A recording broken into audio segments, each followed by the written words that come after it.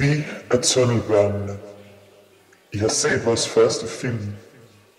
Det var vores første kommunikation med omverdenen, siden dengang vi fandt en hemmelig dør og bosatte os i tunnelerne under byens gader.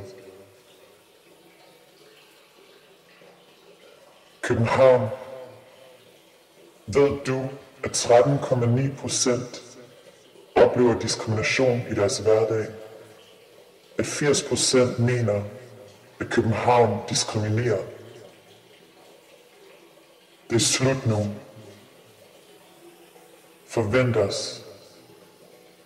13, 12, 11.